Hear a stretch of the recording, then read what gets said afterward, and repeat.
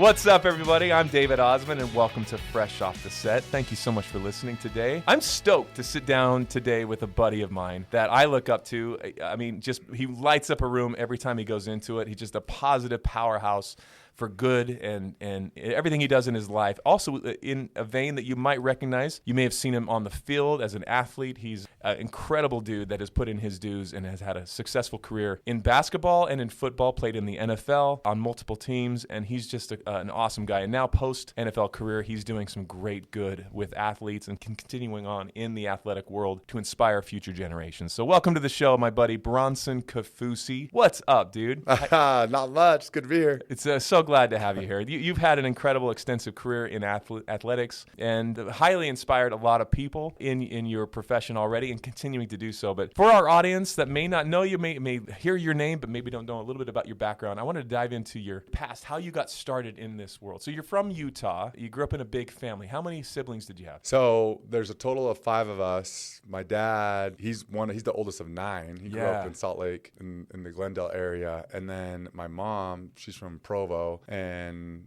she's from a big family too. And they both went to BYU, and that's how they met. And yeah, I mean, I kind of come from a sports family, honestly. My mom's brother was one of the captains of like the 84 national championship team at BYU. Yeah. And then my dad. The glory days.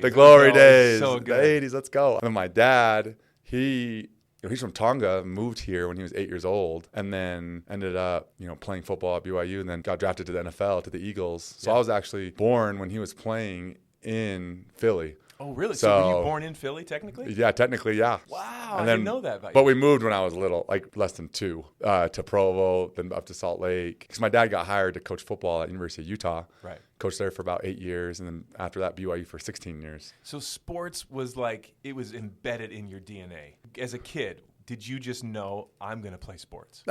Honestly, not really. My dad let us do whatever we wanted, which was nice. And my mom, they never really forced sports on us. We played everything, but we were more principle driven. So it's like, oh, you're going to start this football or this flag football season or this basketball or soccer team, or, well, you're going to finish the season. Like, you're not going to quit. If you're going to do this, you're going to do it right. You're gonna put your dues in, right? Yeah, you're going to finish. Like a true coach. I'm sure your dad was just pushing. Oh, yeah. And that's awesome. You're always going to do your best. And you're always going to compete, right? Our family, my older sister, we're all like 18 months apart. And so we compete in everything that we do. Race to the car, race home from school, who can fill the paperwork out the fastest, we're getting in fights over the Sega Dreamcast place, Sonic the Hedgehog. Healthy competition. Oh, yeah. I love it. That's so good, man. That's awesome. So that family life that you grew up in, I mean, born in Philly, you see your dad on the field as a kid playing football. Did you have aspirations? You said you didn't know this is what you're going to do, but when did it come into your mind like, okay, this is what I want to do. I want to be an athlete. And then you end up playing basketball, D1 school, BYU, and then you play football, D1 school, and then you get recruited into the NFL. Right before that, you're in high school. You start getting into football. Is that when you start seeing like, oh, this is where I want to go? Yeah. You know what's funny is it was very, step by step, where I didn't play football tackle football till 8th grade. I played flag football growing up. Yeah. But 8th grade is when I played tackle football, 9th grade, 10th grade. And even though my dad was a, D1 football coach, and he had been one for, almost a little over a decade at that point, I didn't understand how it worked. I didn't understand fully that, oh, you go, you play, they offer you scholarships, and that's a big deal because now you get your school paid for. And I didn't really quite understand that fully, just because it was never really the focus, I would say, of our family. Like, sports is, my dad was very, and I think this is how he wanted it to be. He wanted it to be, hey, sports, it's just what you do. It's not who you are. Cool. And that's what was really interesting is I was that kid that just would show up to practice. I didn't do anything extra outside of practice. Yeah. I just go play with my friends and hang out. And now it's a different game now for these younger athletes with all the trainers and all the things. But for me, growing up, it didn't really hit me till in high school. I was like, oh, I should probably try to rack up some college offers and do all these things. And so, yeah, when BYU offered me, I committed right there. I think it was the first one to commit for that class. Really? And yeah, and then. How old were you when you committed? Oh, how old was I? Maybe 16. Like a junior year? My sophomore year. Sophomore year. Yeah. It was during the season too. Wow, committed at a sophomore year. That's cool, to a D1. That's fantastic. I mean, you must have been, at that point, you're probably realizing, wow, this is something I can do. Yeah. This is something I can take even further to the next level. You know, I had that, my mind kind of just went to college. Yeah. And I was like, okay, yeah, I'll commit to BYU. I didn't fully understand what that meant, right? I knew I'd get to go play. But then, you know, as time went on, my junior year, my senior year, and I'm playing football and basketball. That was always my thing. Football season ended, jump on the basketball team and go play. But my senior year, in the second game, I tore my ACL. And I was out that whole year, actually. And for me, and then I left on a church mission for 2 years. So I didn't play in a sport, like an actual sporting event. 3 years. For 3 years. Whoa. And then I got home 6 days before fall camp in July. And then just pick it up and go. And so then I played in that football. And I never really realized that, actually. I think mentally felt like I had played. But when I showed up, I was like, oh yeah, I'm still trying to figure it out. Like my body was trying to understand like what was going on. And and then that same year, so I get home in July, play that football season, and then 5 months later, I'm on the basketball team playing. And I hadn't played in a basketball game technically for 3.5 years because that was the basketball season prior. So it's kind of crazy. Did you feel like you were completely behind the game? Like, was it intimidating to play against those other athletes? No. I think mentally I was like, the thought process was if I step out on the court, I'm the best in the world and I'm going to compete. And yeah, I never really thought like, oh man, I haven't played for a while. My skills are like this, or no, it was I'm the best. I don't know why that's just the mindset. Self-confidence. Yeah. Where does that come from? Because I think that is the X factor that whether it's sports or any kind of industry. Yeah. If you can have that really makes the difference. It does. You step out and you say, I got this. Yeah.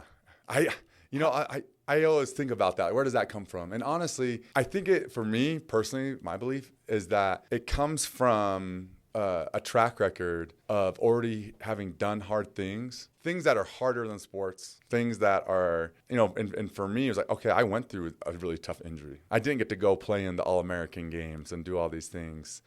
And I went to them, I didn't get to play. Yeah. And then I didn't play for 3 years. And then for me, it was, I learned quickly that every day is an opportunity. And every day I wake up grateful that I get to play the game. I get to compete. I get to go to this workout and sweat my guts out and struggle. And, you're going to have sweat, blood, and tears, all of it.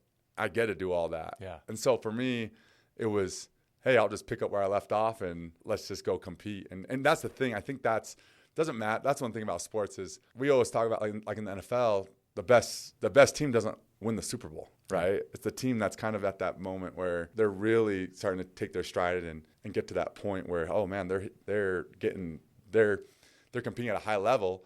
And so for me, it's, hey, I'm going to compete as hard as I can, even though maybe I'm not as skilled as that individual and I don't have as much training, but I'll be here all day. I'll be here all day going as hard as I can. And good for you. And you wear people down. And so for me, that's always helped me in everything I do. When the NFL, you're in college, and then you realize the NFL is a realistic goal.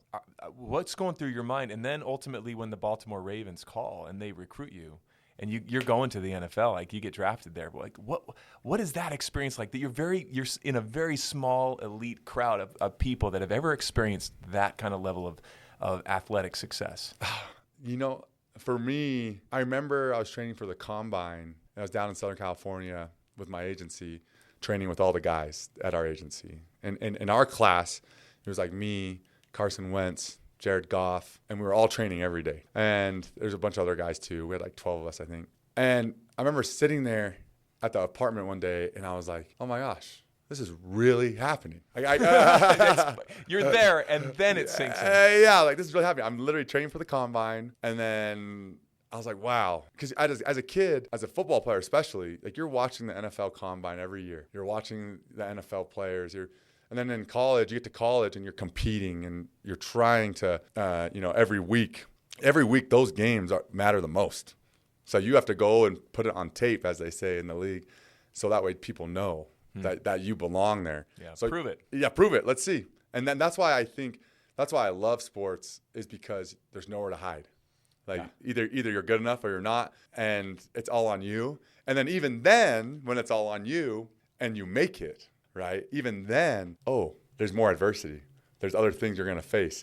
And so there's really good athletes that should be in the NFL, that should be in the NBA, but they don't make it just because, something comes up or something off the field or court happens, or there's just, or maybe it's an attitude issue, or maybe there's so many other things. There's phenomenal athletes that don't even get to play professionally that should be out there. Yeah, it's really interesting. That's interesting perspective. So while you're there, you're realizing, wow, this is actually happening. This is cool. And then you have that appreciation factor. I can tell that you're just like, this is cool. Oh yeah. To go play. You played for the Ravens. How long were you there? Okay, so I was there for 3 years, and I went to the Jets. The Jets for 3 years. Then I went to Green Bay. Green Bay Packers. Yeah, and that evening though, going back to it, because I didn't really touch on it, but so I do the combine, I do pro day, and then the draft comes. And I had watched Draft Day and all these things, and you watch these movies, football movies, and I was just sitting at home, honestly, and my mom and dad and my wife and my siblings. That was it. And they're like, "Do you want to throw a party or something?" I'm like, "No," because I don't know when I'm gonna go, or you don't know. And so I was like, "Yeah, let's just wait." But it was funny because they called me and said, "Hey, do you know what this is?" I'm like, "No." They're like, "Oh, this is the Baltimore Ravens. We're gonna draft you here with the 70th pick in the NFL draft." And I was like, "Okay, this is awesome." Right. And I honestly was like, it's funny because, and I feel like as an athlete, business people go through this a lot of time. When they sell their company or something, an acquisition, an exit or something. There's some type of event, right? Same thing as an athlete. You have this event that takes place, and you're sitting there and you're like, "This is awesome," but then your mind is like, "Okay, now what?" And so I think that's one of the sayings I learned in the NFL was, "So what? Now what?" Because at the end of the day, you climb a mountain and there's more mountains to climb, and then you realize everyone's big, everyone's fast in this locker room. How do you separate yourself? And then you realize, it's the mental game. Then that's what changes. So for me, I've always been heavy on that side of things, and I feel like that's one of the biggest things you take away as a professional or college athlete is the mentality, the character, the accountability, those things that you learn in that environment, or else you don't survive. That sounds like an incredible life lesson to learn from going through an NFL, and you've carried that through, because I think I've heard, at least, and maybe you can vouch for this, but a lot of athletes struggle with finding purpose after the sports. Once that curtain goes down on a career and you're no longer in the throngs of that high-intensity game and maybe your post-career, and now what?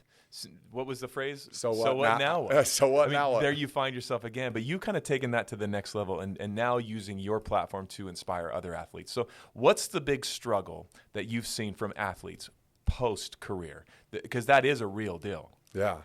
Okay. I think the best way to explain this is think about something that you're really, really good at. You're the best at it, right? And then all of a sudden, that is not the way that you provide for a family, or you're able to put food on the table. And now you need to transition to something that you have no idea about and you're not good at. And that's the thing, is athletes, to be at that level, they're taught to play to their strengths. Mm-hmm. They know how good they are at that specific position.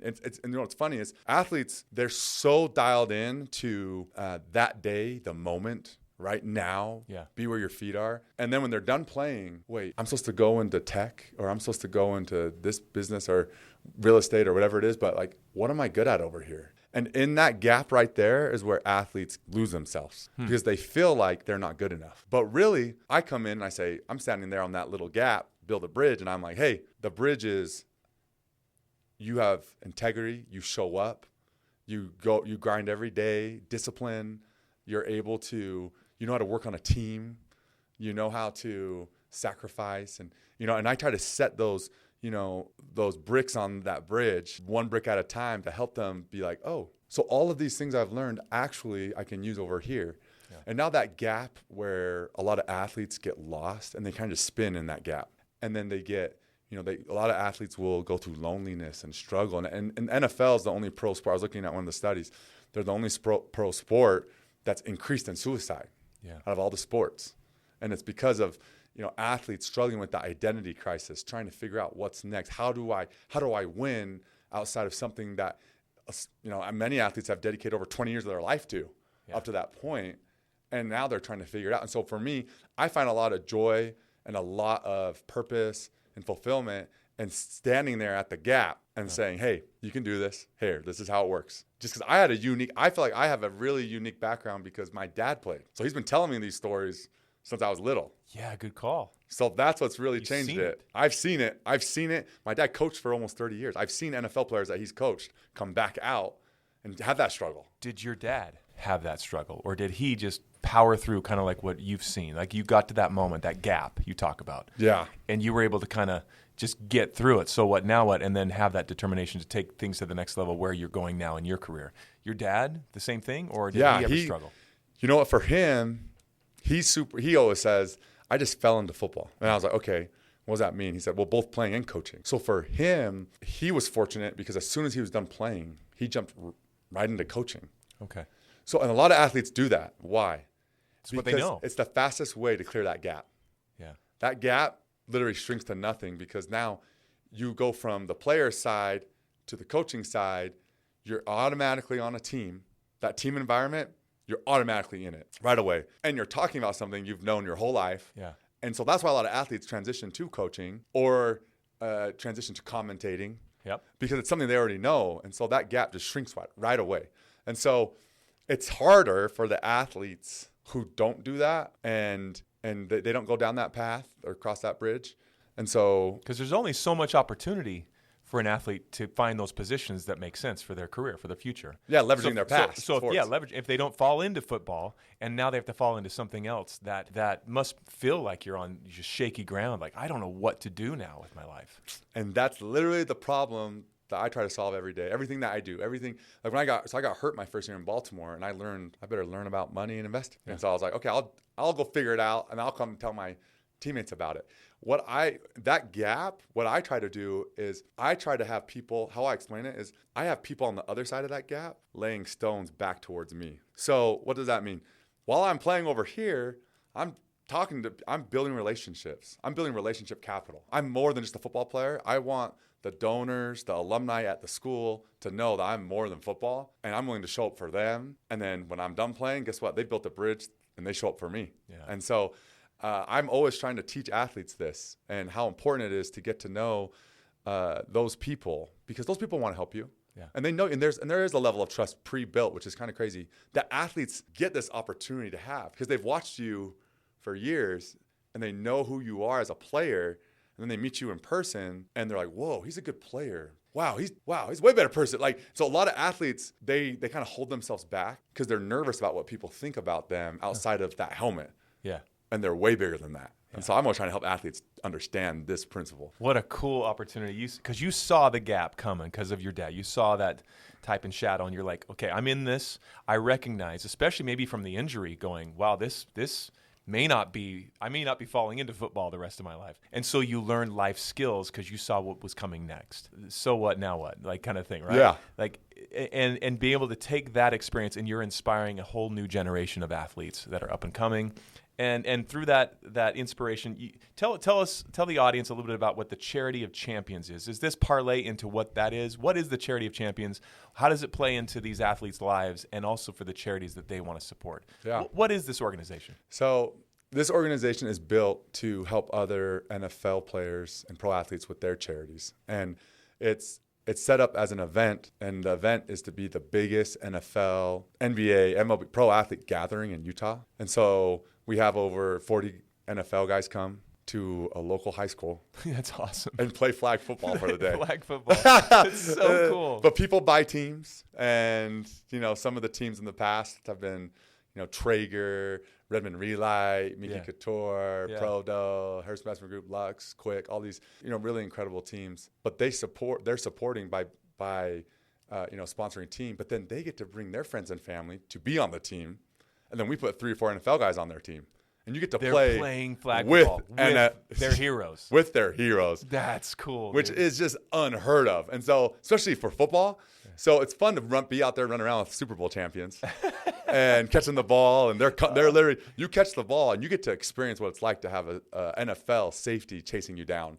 Pull your flag. Oh, cool. And what an experience for the kids. But then what happens is those tickets, those people that buy into play, that money goes towards the charities that these champions, these NFL athletes are inspired by, that they want to support. So it's this win-win experience, right? Oh, it is amazing. Yes, that's exactly right. And one of the charities that we support through Charity of Champions is Pursuit Foundation. Okay. And that's a local charity ran by an NFL player named Sai Tautu. And what they do is their foundation pays for local high school athletes who tear their ACL, get a shoulder injury, and they can't pay for their surgery, or it's a really big struggle for the family. Yeah. And so they cover it, and then they rehab them. They have everything built to take care of these athletes. How cool is that? That's doctors, awesome. The trainers, and that's just one, right? And Britton Covey, he's playing for the Eagles right now, and his charity that he's a part of, Bottle Up Hope. It's really incredible that these athletes are doing so much.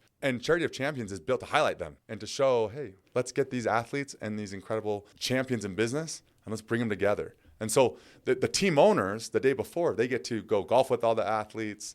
They get to go to dinner, private dinner. We have a sauna locker room experience where they get to hang out in the massive sauna right here called Loyalty Nordic Spa in Salt Lake City. Cool. That's a great place. Yeah. Jackson Walker runs that. Yeah, he's my good cool. friend. Yeah, my brother Corbin helps out there. So I just try to – it's always more than football.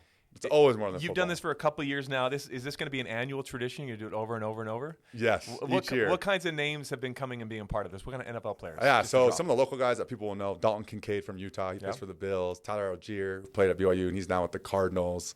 Right?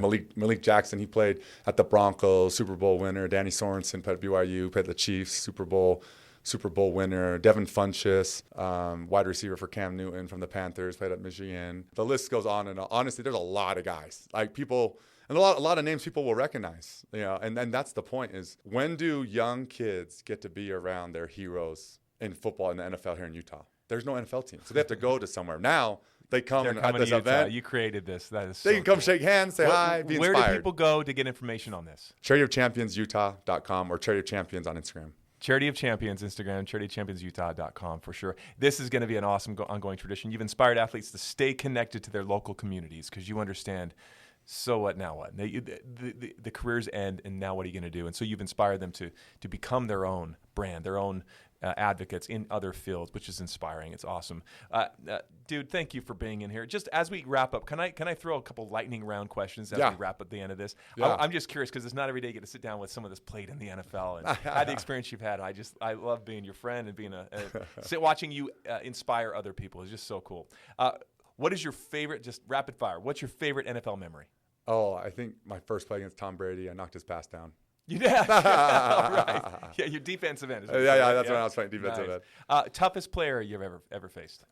Oh, man. I would say, not me up against him personally, but to play against is Aaron Rodgers. Tough guy. Because he's he's tough, but he's also so smart. Yeah. And so he can do things that no other quarterback can do. Oh, that's cool. Yeah.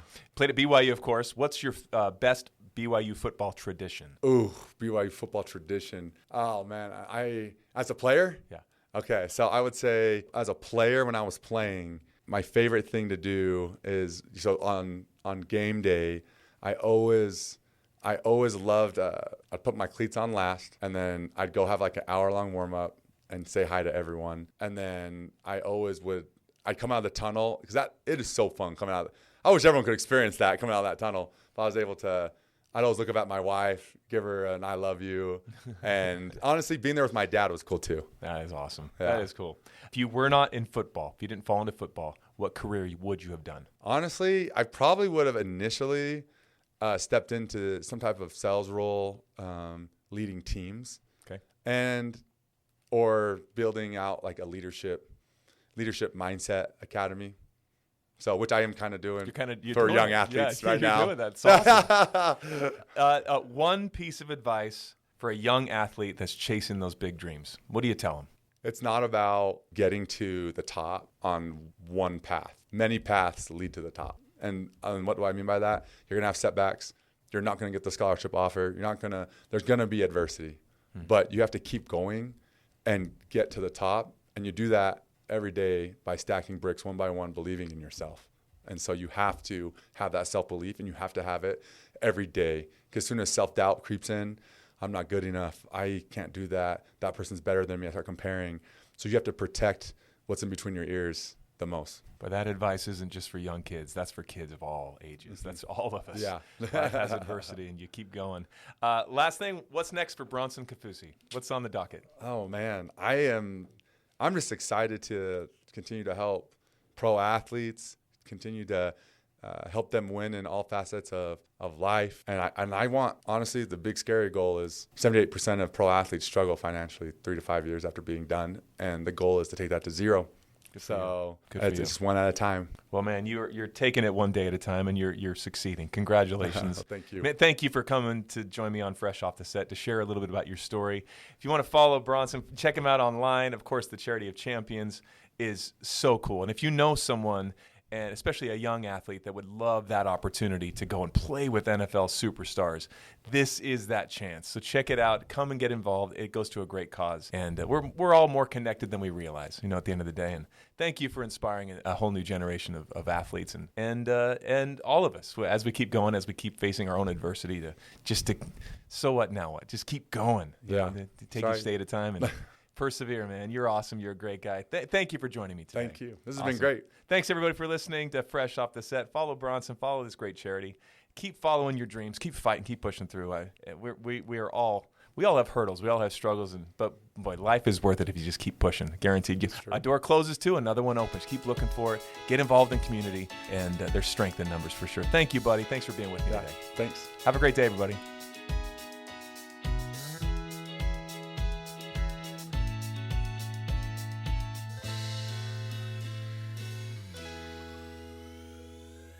Congrats, you made it to the end. If you want to continue to freshen up your day, you can watch us on Fresh Living every weekday on CBS Channel 2 in Utah at 1 o'clock. You can also watch us on our YouTube channel, KUTV Fresh Living, and follow us on social media. We will see you next week.